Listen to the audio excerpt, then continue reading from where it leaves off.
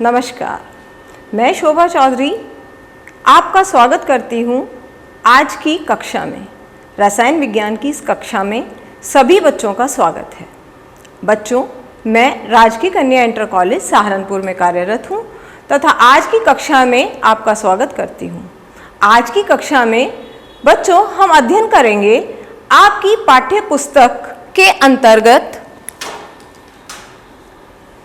इकाई 14 जैव अणु, जिसमें उप विषय है विटामिन। प्यारे बच्चों, इससे पूर्व इस अध्याय के अंतर्गत आप सभी जैव अणु पाठ के अंतर्गत कार्बोहाइड्रेट तथा प्रोटीन की संरचना के विषय में अध्ययन कर चुके हैं तथा इसी के साथ शरीर में उनके कार्यों से भी अवगत हैं। छात्रों, आप जानते हैं कि लघु तथा वृहत अणु किन्हें कहते हैं। बच्चों, जैसा आपने कार्बोहाइड्रेट और प्रोटीन में पढ़ा कि कार्बोहाइड्रेट जो होते हैं वो कार्बन, हाइड्रोजन और ऑक्सीजन के यौगिक होते हैं तथा प्रोटीन जो होते हैं उनमें अमीन समूह पाया जाता है, अमाइड बंध पाया जाता है।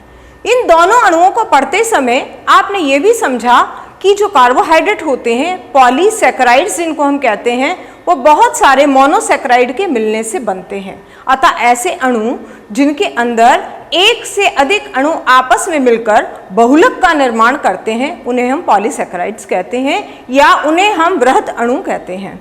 इसके बाद दूसरे आपने प्रोटीन पढ़े। प्रोटीन में भी आपने देखा छोटी छोटी यूनिट्स आपस में मिलकर बहुलक का निर्माण करती हैं, जिसके कारण प्रोटीन के बड़े अणु बनते हैं। कार्बोहाइड्रेट तथा प्रोटीन की संरचना को समझने के पश्चात अब इस यूनिट में आज का हमारा उद्देश्य है इकाई विटामिन को पढ़ना। जिसको पढ़ते समय हम क्या क्या अध्ययन करेंगे? विटामिन के विषय में सामान्य जानकारी, अर्थात विटामिन किसे कहते हैं, हम विटामिन की परिभाषा को पढ़ेंगे। दूसरी चीज है विटामिन के प्रकार तथा उनके वर्गीकरण के विषय में जान सकेंगे। बच्चों, विटामिन एक प्रकार के नहीं होते, कई प्रकार के विटामिन होते हैं। हम उन्हें कैसे वर्गीकृत करते हैं, उनको कितने समूहों में बांटा गया है, अतः उनके वर्गीकरण के विषय में जानकारी प्राप्त करेंगे। इसके पश्चात विभिन्न विटामिन के शारीरिक महत्व को समझेंगे, अर्थात ये विटामिन हमारे शरीर में या जीवित जंतुओं या कोशिकाओं के लिए किस प्रकार के कार्य करते हैं, इसके विषय में भी हम जानकारी प्राप्त करेंगे। और विटामिन किन स्रोतों से प्राप्त होते हैं, हम विटामिन को किन स्रोत से प्राप्त करते हैं, वो कौन से भोज्य पदार्थ हैं जिनसे हम विटामिन को प्राप्त कर सकते हैं, तथा उनकी कमी से होने वाले रोग, अर्थात हमारे शरीर में यदि हम उचित मात्रा में विटामिन प्राप्त नहीं करते तो उनकी कमी से कौन से रोग उत्पन्न हो सकते हैं। अतः इस पाठ के अध्ययन के अंतर्गत हमारे प्रमुख शिक्षण बिंदु रहेंगे विटामिन के प्रकार, विटामिन का वर्गीकरण, विटामिन के स्रोत तथा विटामिन की कमी से होने वाले रोग। बच्चों, सर्वप्रथम हम विटामिन के विषय में बात करेंगे। विटामिन क्या होते हैं तथा इनका हमारे शरीर में क्या महत्व है। जैसा आप देख रहे हैं, हमारे भोजन में कुछ कार्बनिक यौगिकों की आवश्यकता सूक्ष्म मात्रा में होती है। यहाँ पर एक शब्द आया है सूक्ष्म, अर्थात हमें बहुत ही कम मात्रा में विटामिन की आवश्यकता होती है, लेकिन इनकी आवश्यकता हमारे शरीर के लिए बहुत ही ज़्यादा ज़रूरी है। इनकी कमी हमारे शरीर में यदि हो जाएगी तो विभिन्न प्रकार के रोग उत्पन्न हो जाते हैं। विटामिन का इनकी कमी के कारण विशेष रोग हो जाते हैं और इन यौगिकों को हम विटामिन कहते हैं, अर्थात वो सूक्ष्म अणु, वो सूक्ष्म पदार्थ या यौगिक जो हमारे शरीर में कमी होने के कारण विभिन्न प्रकार के रोग उत्पन्न करते हैं, उन्हें हम विटामिन कहते हैं। विटामिन का संश्लेषण मानव शरीर में नहीं होता, अतः इन्हें हम बाह्य स्रोतों से प्राप्त करते हैं, जैसे पौधे।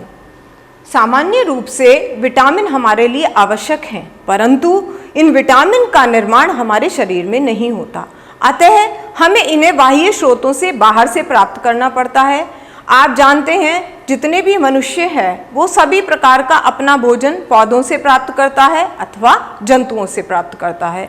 इसलिए जो हमारा भोजन है उसमें विटामिन की कमी को पूरा करने के लिए या तो हम पौधों से उन विटामिन को प्राप्त करेंगे अथवा उन्हें जंतुओं के द्वारा प्राप्त करेंगे।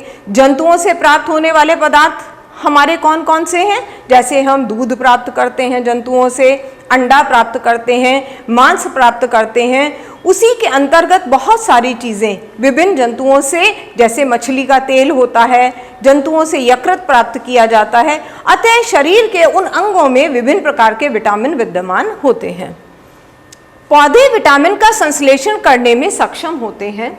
मानव आहार नाल में स्थित कुछ बैक्टीरिया विटामिन को उत्पन्न करते हैं। सामान्य रूप से मनुष्य में विटामिन का निर्माण नहीं होता, किंतु आप सभी जानते हैं कि हमारे शरीर में, आंत में जो हमारा डाइजेस्टिव सिस्टम है, उसमें तरह तरह के बैक्टीरिया भी रहते हैं। अतः ये बैक्टीरिया कुछ विटामिन का निर्माण कर सकते हैं, किंतु सभी विटामिन का निर्माण नहीं कर सकते। विटामिन को जानने के पश्चात अब हम विटामिन की परिभाषा पर आते हैं कि उनकी शरीर में सूक्ष्म मात्रा में आवश्यकता है, वो हमारे शरीर के लिए जरूरी हैं, हम उन्हें बाह्य स्रोत से प्राप्त करते हैं। अतः यदि हम विटामिन की परिभाषा को देखें तो विशिष्ट जैविक क्रियाओं के संपन्न होने के लिए शरीर में तरह तरह की जैविक क्रियाएं होती हैं। बच्चों, हमारा शरीर एक बायोकेमिकल फैक्ट्री है। हमारे शरीर में तरह तरह की रासायनिक क्रियाएं होती रहती हैं। हमारी आंतों में, हमारे मस्तिष्क में, हमारे हर एक शरीर के अंग एक फैक्ट्री की तरह कार्य करता है, जिसमें तरह तरह की केमिकल रिएक्शंस, रासायनिक अभिक्रियाएं होती रहती हैं, जिन्हें हमें जैव रासायनिक क्रियाएं कहते हैं। तो ये विशिष्ट जैविक क्रियाओं के संपन्न होने के लिए हमारे आहार में आवश्यक कार्बनिक पदार्थ, दूसरा शब्द इस्तेमाल किया गया है कार्बनिक पदार्थ, अर्थात ये सभी पदार्थ जो विटामिन के रूप में हम प्रयोग करते हैं, सभी कार्बनिक पदार्थ होते हैं, जिनसे जीव की इष्टतम वृद्धि एवं स्वास्थ्य का सामान्य रखरखाव होता है। इष्टतम वृद्धि का क्या अर्थ है? कि जीव वृद्धि करते हैं, बड़े होते हैं। हम देखते हैं एक छोटा बच्चा है, बड़ा होता है धीरे धीरे, तो उस समय जब बच्चा ग्रोथ कर रहा होता है तब कहा जाता है कि इसके भोजन में विटामिन की उचित मात्रा होनी चाहिए, क्योंकि उसकी वृद्धि के लिए, वृद्धि को सही प्रकार प्राप्त करने के लिए हमें विटामिन की आवश्यकता होती है। जब हम बड़े हो जाते हैं उसके बाद हमें स्वस्थ रहने के लिए, अर्थात हम स्वस्थ रहें, हमें किसी प्रकार का रोग ना हो, हमारा इम्यून सिस्टम अर्थात हमारी सुरक्षा तंत्र सही प्रकार से कार्य करे, इनको करने के लिए विटामिन की आवश्यकता होती है। विटामिन को A, B, C, D, E, K आदि अक्षरों द्वारा निर्दिष्ट किया जाता है। सामान्य रूप से विटामिन एक बहुत ही कॉम्प्लेक्स कंपाउंड्स होते हैं, जिनके नाम को समझना एवं याद रखना सामान्य व्यक्ति के लिए आसान नहीं है। अतः इनके लिए हमने तरह तरह के अक्षरों का इस्तेमाल किया, जिससे इनको समझने में, याद रखने में परेशानी ना हो, और वो बहुत ही सामान्य से अंग्रेजी के अल्फ़ाबेट हैं A, B, C, D, E और K। वास्तव में विटामिन दो शब्दों से मिलकर बना है, वाइटल तथा अमीन।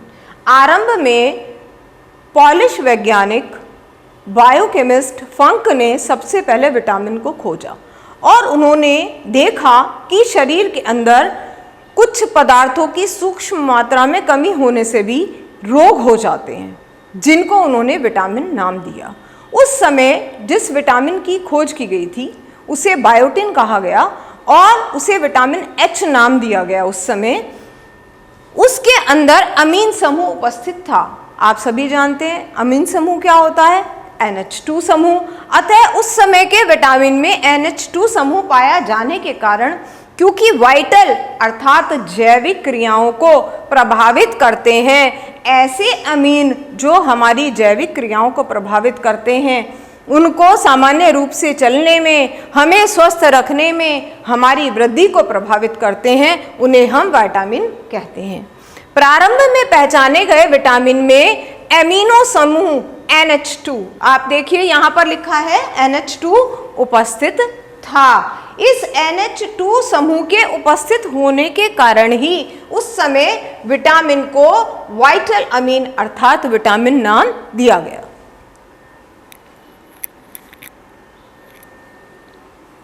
बच्चों, किंतु बाद में धीरे धीरे बहुत सारे विटामिन की खोज हुई तथा उनके शरीर में विभिन्न कार्यों को भी देखा गया।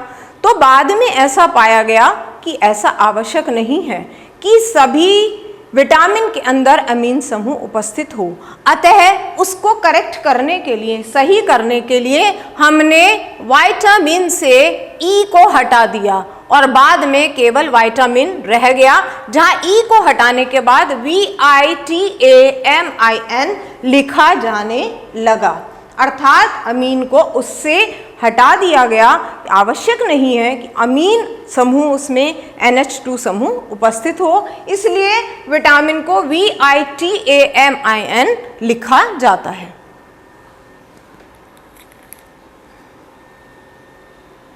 बच्चों, अब हम विटामिन के वर्गीकरण पर आते हैं। जैसा मैंने बताया कि अंग्रेजी के अक्षरों A, B, C, D, E और K के द्वारा हम विटामिन को प्रदर्शित करते हैं। अब उनके वर्गीकरण के लिए, क्योंकि सभी विटामिन अलग अलग प्रकार के समूहों के हैं, उन्हें हम एक सामान्य सूत्र द्वारा प्रदर्शित नहीं कर सकते। आपने देखा, कार्बोहाइड्रेट को हम एक सामान्य सूत्र से दर्शा सकते हैं, जिसमें कार्बन होती है, हाइड्रोजन होती है और ऑक्सीजन होती है। अतः हम CXH2O के बाहर Y लगाकर उसको प्रदर्शित कर सकते हैं। किंतु विटामिन क्योंकि अलग अलग समूहों के बहुत ही कॉम्प्लेक्स अणु होते हैं, अतः इनको दर्शाने के लिए, इन्हें प्रदर्शित करने के लिए सामान्य सूत्र इस्तेमाल नहीं किया जा सकता। अतः इनको वर्गीकृत करते समय वैज्ञानिकों ने ऐसा पाया कि इनकी वर्गीकरण इनकी विलयता के आधार पर किया जाता है। विलयता अर्थात कोई पदार्थ किस विलायक में विलय है, उसके आधार पर इनका वर्गीकरण किया गया। हमारे पास दो प्रकार के विलायक हैं। पहला है वसा में विलय विटामिन। वो विटामिन जो वसा अर्थात तेलों में घुल जाते हैं, उन्हें हम वसा में विलय विटामिन कहते हैं। Vitamin A, vitamin D, vitamin E और विटामिन K, ये 4 विटामिन वसा में घुलनशील होते हैं। इसके अतिरिक्त जल में विलय विटामिन, विटामिन B और विटामिन C, ये दोनों विटामिन जल में विलय होते हैं, जल में घुल जाते हैं।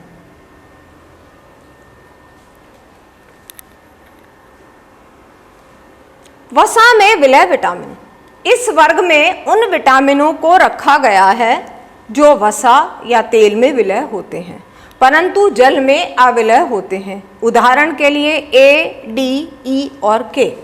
ये विटामिन यकृत तथा एडिपोज वसा संग्रहित करने वाले ऊतक में संग्रहित होते हैं। क्योंकि ये विटामिन वसा में घुलनशील हैं, अतः ये विटामिन हमारे शरीर के अंदर यकृत में जाकर स्टोर कर लिए जाते हैं। जितने विटामिन की आवश्यकता शरीर को होती है, उतने विटामिन का प्रयोग शरीर कर लेता है और जो उसकी अतिरिक्त मात्रा है, वह अतिरिक्त मात्रा यकृत में या एडिपोज, वो ऊतक जो हमारी त्वचा के नीचे पाया जाता है तथा वसा को संग्रहित करने का कार्य करता है, उस एडिपोज ऊतक में ये विटामिन संग्रहित कर लिए जाते हैं और जैसी आवश्यकता शरीर को पड़ती है, उस आवश्यकता के अनुरूप शरीर इन विटामिन को समय समय पर रिलीज करता रहता है। हमारा यकृत रिलीज करता है, हमारा एडिपोज रिलीज करता है और हमारे शरीर में उनकी कमी को पूरा कर देता है। जल में विलय विटामिन, इस वर्ग के अंतर्गत विटामिन जल में विलय होते हैं, जैसे विटामिन बी तथा विटामिन सी। इस वर्ग के विटामिन की आवश्यकता हमारे शरीर में बनी रहती है क्योंकि यह आसानी से मूत्र द्वारा शरीर से उत्सर्जित होते रहते हैं। इन्हें शरीर में संचित नहीं किया जा सकता। अब आप एक शब्द देखिए, इससे पूर्व में वसा में विलय विटामिन के विषय में मैंने आपको बताया, ये शरीर में संचित कर लिए जाते हैं यकृत तथा एडिपोज में, किंतु विटामिन जो जल में घुलनशील हैं लगातार हमारे शरीर से बाहर निकलते रहते हैं, हमारे मूत्र के द्वारा शरीर से बाहर निकलते हैं, जिसके कारण इनकी आपूर्ति हमें समय समय पर करनी पड़ती है। इनकी आवश्यकता शरीर को समय समय पर होती है। विटामिन बी कई विटामिनों का संग्रह है, जैसे vitamin B1, vitamin B2, vitamin B6 और विटामिन B12। आरंभ में ये माना जाता था कि विटामिन बी अकेला है, लेकिन बाद में ऐसा पाया गया कि विटामिन बी अकेला नहीं होता, वह कई सारे विटामिनों का संग्रह होता है। B1, B2, B6, B12 और भी बहुत सारे विटामिन बी के अन्य नाम आ गए हैं। इसलिए हम विटामिन बी को लिखते समय विटामिन बी कॉम्प्लेक्स लिखते हैं। विटामिन बी कॉम्प्लेक्स का अर्थ ये है कि वो अकेला विटामिन नहीं है, कई सारे विटामिनों का संग्रह है। सभी विटामिन शरीर की उपापचयी क्रियाओं का संचालन हेतु अत्यंत अल्प मात्रा में आवश्यक होते हैं। उपापचयी क्रियाएं वो सभी क्रियाएं जो हमारे शरीर में उपचय और अपचय की होती हैं, ऊर्जा को निकालने वाली, रिलीज करने वाली या शरीर के निर्माण की क्रियाएं उपापचयी क्रियाएं कहलाती हैं। अतः इन सभी उपापचयी क्रियाओं का सही प्रकार से संचालन होने के लिए विटामिन की आवश्यकता होती है। विटामिन की कमी तथा अधिकता, यहाँ पर शब्द अधिकता भी आया है। कमी और अधिकता दोनों ही के कारण शरीर में रोग हो जाते हैं। विटामिन की कमी के कारण भी शरीर में रोग होते हैं और विटामिन की अधिकता के कारण भी शरीर में रोग होते हैं। किंतु एनसीईआरटी की आपकी किताब में केवल विटामिन की कमी से होने वाले रोगों का ही वर्णन है। अतः इसमें चर्चा करते समय हम केवल उन विटामिन की ही चर्चा करेंगे जिनकी कमी से शरीर में रोग हो जाते हैं। तो आगे एक चार्ट के द्वारा किस विटामिन की कमी से कौन सा रोग होता है मैं आपको समझाऊंगी। कुछ विटामिन के स्रोत तथा उनकी कमी से होने वाले रोग। बच्चों, यहाँ पर आप देख रहे हैं कि आपको एक चार्ट प्रदर्शित किया गया है जिसमें विटामिन का नाम, उसके स्रोत तथा उसकी हीनता अर्थात कमी से होने वाले रोगों को दर्शाया गया है। सबसे पहले हम बात करते हैं विटामिन ए। विटामिन ए को रेटिनॉल भी कहते हैं। विटामिन ए को प्राप्त करने के मुख्य स्रोत हैं मछली के यकृत का तेल, गाजर, मक्खन तथा दूध। मछली का तेल जिसे हम कॉड लिवर ऑयल कहते हैं, यकृत से, और गाजर, मक्खन। अक्सर आपने सुना होगा कि आँखों की कमी है, आँखों में परेशानी है तो आप गाजर खाएं, जिसमें विटामिन ए बहुत अधिक मात्रा में पाया जाता है। जिसकी कमी के कारण जीरोप्थेल्मिया तथा रात्रि अंधता रोग होता है। जीरोप्थेल्मिया रोग के विषय में मैं बताना चाहूँगी, ये वो रोग होता है जिसमें हमारी आँख का कॉर्निया मोटा हो जाता है, हार्ड हो जाता है, जिसके कारण देखने में परेशानी होती है। और रात्रि अंधता क्या रोग है? वो रोग जिसमें कम प्रकाश में, धीमे प्रकाश में व्यक्ति सही प्रकार नहीं देख पाता, उसे हम रात्रि अंधता कहते हैं। नेक्स्ट है विटामिन B1 जिसे थायामीन भी कहते हैं। ये दूध के द्वारा, खमीर के द्वारा, हरी सब्जियों व दालों के द्वारा प्राप्त होता है। इसकी कमी के कारण बेरी रोग हो जाता है। बेरी रोग के बाद विटामिन B2 जिसे राइबोफ्लेविन कहते हैं, ये दूध, अंडे की सफ़ेदी, यकृत तथा गुर्दा इनके द्वारा प्राप्त किया जाता है तथा इसकी कमी से कीलोसिस या जिसे ओष्ठ विदीर्ण, पाचन संबंधी रोग तथा त्वचा पर जलन। कीलोसिस, ओष्ठ विदीर्ण का अर्थ क्या है? आपने देखा होगा कुछ लोगों के होंठ बराबर से दोनों साइड से फट जाते हैं। ये विटामिन B2 की कमी के कारण होता है, होठों का फट जाना। विटामिन B6 जिसे पेरिडॉक्सिन कहते हैं, खमीर, दूध, अंडपीत, दालें, मांस, मछली और दही से प्राप्त होता है। इसकी कमी के कारण शरीर में मरोड़ पड़ना जिसे कन्वल्जन्स कहते हैं वो होता है, अर्थात शरीर में ऐंठन हो जाती है, चक्कर आने लगते हैं, हमारी जो मांसपेशियां होती हैं वो कमज़ोर हो जाती हैं, जिनके कारण मरोड़ पड़ना जैसे रोग होते हैं। विटामिन B12 जिसे साइनोबैलामिन कहते हैं, ये मांस, मछली, अंडे तथा दही से प्राप्त होता है। इससे प्रणाशी रक्त अल्पता, RBC में हीमोग्लोबिन की कमी। आप सभी जानते हैं जो हमारी RBC होती हैं, जिन्हें हम लाल रक्त कणिकाएं भी कहते हैं, और इनमें एक तत्व पाया जाता है जिसे हीमोग्लोबिन कहते हैं। ये मुख्य रूप से रक्त के द्वारा रक्त में ऑक्सीजन को एक स्थान से दूसरे स्थान पर ले जाने का ऑक्सीजन कैरियर माना जाता है। तो प्रणाशी रक्त अल्पता या RBC में हीमोग्लोबिन की कमी, अर्थात जो हमारी लाल रक्त कणिकाएं हैं उनमें हीमोग्लोबिन की कमी हो जाती है। हीमोग्लोबिन की कमी होने के कारण वो रक्त कणिकाएं सही प्रकार से ऑक्सीजन को कैरी नहीं कर पाती। विटामिन C, स्कॉर्बिक अम्ल, ये मुख्यतः नींबू वंशीय सिट्रस फल जैसे आंवला, हरे पत्तेदार सब्जियां इत्यादि से प्राप्त होता है। इसकी कमी से स्कर्वी या मसूड़ों की रक्त बहना, स्कर्वी रोग क्या होता है, मसूड़े हमारे उनसे रक्त बहने लगता है, दांत कमज़ोर हो जाते हैं विटामिन C की कमी के कारण। विटामिन D जिसे हम कैल्सीफेरॉल कहते हैं, सूर्य के प्रकाश में उद्भासन तथा मछली अंडे का पीतक, मछली के द्वारा और अंडे के पीतक अर्थात अंडे के पीले भाग के द्वारा प्राप्त होता है। इसकी कमी के कारण छोटे बच्चों में रिकेट रोग या बच्चों में अस्थि विकृतता, छोटे बच्चों में अलग इसके लक्षण हैं, बड़ों में अलग लक्षण हैं।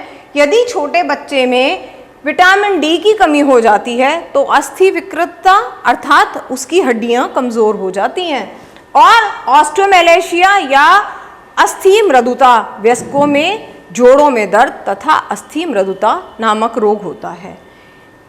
ऑस्टियोमैलेशिया के अंतर्गत जो हमारी हड्डियां होती हैं वो पोरस हो जाती हैं, उनमें छेद हो जाते हैं, अर्थात उसका कैल्सिनेशन सही प्रकार नहीं हो पाता, उसमें कैल्शियम की मात्रा कम होने लगती है, जिससे हड्डियां छेददार पोरस हो जाती हैं विटामिन D की कमी के कारण। इसको प्राप्त करने के लिए आपने देखा होगा छोटे बच्चों को अक्सर धूप में लिटाकर उनकी तेल से मालिश की जाती है, और ये कहा जाता है कि छोटे बच्चे को सुबह की धूप अवश्य दिखानी चाहिए, क्योंकि विटामिन D की आपूर्ति हमें सूर्य के प्रकाश से होती है। अतः सूर्य का प्रकाश विटामिन D का सबसे अच्छा स्रोत माना जाता है। विटामिन E जिसे टोकोफेरॉल भी कहते हैं, टोकोफेरॉल्स अर्थात ये अकेला नहीं है, ये भी कई सारे विटामिन का, कई सारे ऑयल्स का समूह है। सब्जियों के तेल उदाहरणार्थ गेहूँ, अंकुरित तेल तथा सूर्यमुखी के तेल से प्राप्त होता है। इससे RBC के बुरबुरेपन में वृद्धि होती है तथा मांसपेशियों में कमजोरी आ जाती है। इसके पश्चात विटामिन K जिसे फाइलोक्विनोन भी कहते हैं, ये हमें हरी पत्ते वाली सब्जियों से प्राप्त होता है तथा इसकी कमी से रक्त का थक्का जमने में वृद्धि हो जाती है। बच्चों, यदि हमें कभी चोट लग जाती है तो आपने देखा होगा जब चोट लगती है उसके कुछ समय के पश्चात हमारे कटे हुए स्थान से रक्त बहना स्वतः ही बंद हो जाता है, क्योंकि वहाँ पर रक्त का थक्का जम जाता है। परंतु यदि हमारे शरीर में विटामिन K की कमी हो गई तो विटामिन K की कमी के पश्चात रक्त का थक्का जमने का समय बढ़ जाता है, अर्थात बहुत लंबे समय तक रक्त हमारे शरीर से बहता रहता है, और रक्त के अधिक समय से तक बहने के कारण शरीर में रक्त की कमी हो सकती है। अतः विटामिन K बहुत ही महत्वपूर्ण विटामिन है जो रक्त का थक्का जमने में हमारी सहायता करता है। इस चार्ट के द्वारा समझने के बाद कि हमारे शरीर में विटामिन का क्या कार्य होता है तथा विभिन्न प्रकार के विटामिन की कमी के कारण शरीर में कौन कौन से रोग होते हैं, अब हम पाठ के सारांश पर आते हैं, अर्थात आज हमने इस पाठ में क्या क्या पढ़ा। सबसे पहले शरीर में विटामिन की अल्प मात्रा से में आवश्यकता होती है, परंतु इनकी कमी से शरीर में विशेष रोग उत्पन्न हो जाते हैं। उचित मात्रा में नित्य के भोजन में विटामिन ग्रहण करने से शरीर विभिन्न रोगों से मुक्त रहता है। दूसरा, विटामिन बाह्य स्रोतों से प्राप्त किए जाते हैं, अर्थात इनका निर्माण हमारे शरीर में नहीं होता। तीसरा, विटामिन मुख्यतः 6 प्रकार के होते हैं, vitamin A, B, C, D, E और के, तथा चौथा, विटामिन बी को पुनः कई विटामिनों का समूह माना जाता है, B1, B2, B6, B12 आदि। अब इन मुख्य बिंदुओं पर चर्चा करने के बाद, इसको समझने के बाद आप लोग इस पाठ से संबंधित कुछ गृह कार्य करेंगे, जिसको मैं आपको बता रही हूँ। बच्चों, ये जो बायोमॉलिक्यूल्स पार्ट है ये आपके लिए बहुत महत्वपूर्ण है। महत्वपूर्ण होने का कारण ये है कि इस पार्ट से विटामिन वाला जो हिस्सा आज आपको पढ़ाया गया उसमें से अक्सर वैकल्पिक प्रश्न एग्जाम में पूछे जाते हैं। 1 या 2 नंबर का प्रश्न इसमें से आता अवश्य है, या तो 1 नंबर का आएगा आपको विटामिन के बारे में लिखने के लिए, या आपको कोई वैकल्पिक प्रश्न दे दिया जाएगा जिसमें आपको सही विकल्प चुनना होगा, अथवा इसमें कभी कभी 5 नंबर का प्रश्न भी आता है। अतः आपकी एनसीईआरटी की बुक में, मैंने एनसीईआरटी की बुक से ही आपका क्वेश्चन सेलेक्ट किया है, वहीं पर 14.19 जो है आपकी एनसीईआरटी की बुक में क्वेश्चन, और दूसरा 14.20 क्वेश्चंस दोनों आपकी बुक में दिए गए हैं। इस पर हम थोड़ी सी चर्चा कर लें। विटामिन को किस प्रकार वर्गीकृत किया गया है? जैसा मैंने आपको अभी बताया, विटामिन को उनकी विलयता के आधार पर वर्गीकृत किया गया है। जल में विलय विटामिन तथा वसा में विलय विटामिन। रक्त का थक्का जमने के लिए जिम्मेदार विटामिन का नाम दीजिए। अभी आपको बताया गया विटामिन के रक्त का थक्का जमने में सहायक होता है। इसके बाद क्वेश्चन नंबर 2, प्रश्न 2, विटामिन ए व सी हमारे लिए आवश्यक क्यों है और इनके महत्वपूर्ण स्रोत दीजिए। अर्थात विटामिन ए हम कहाँ से प्राप्त करेंगे, विटामिन सी हम कहाँ से प्राप्त करेंगे, इनकी कमी के कारण शरीर में कौन से रोग होते हैं, इस पर आप चर्चा करेंगे, इसको लिखेंगे। इस गृह कार्य को आप बहुत ध्यानपूर्वक कीजिएगा। ये एक बहुत ही अच्छा इंटरेस्टिंग टॉपिक है जिसमें बहुत अधिक याद करने की आवश्यकता नहीं है, क्योंकि ये सभी जानकारियाँ हमारे सामान्य जीवन से जुड़ी हुई हैं। अतः इसको याद करने में आपको बहुत ही आसानी रहेगी। आज की क्लास में आपने जो मेरे द्वारा पढ़ाया गया काफ़ी समझ आ गया होगा। मैं आशा करती हूँ कि आप इस पाठ को अपने घर में अच्छी प्रकार अध्ययन करेंगे और अपने एग्ज़ाम में अच्छे मार्क्स ला पाएंगे। आज की कक्षा इसी के साथ समाप्त होती है। अगले बार अगले लेक्चर में हम इससे अगला टॉपिक लेंगे जिसका नाम है न्यूक्लिक अम्ल। तब तक के लिए सभी से नमस्कार, जय हिंद, जय भारत। आप लोग स्वस्थ रहें तथा अपने घर में रहें और रहकर पढ़ाई करते रहें। इसी आशा और उम्मीद के साथ आज की कक्षा समाप्त होती है। जय हिंद, जय भारत।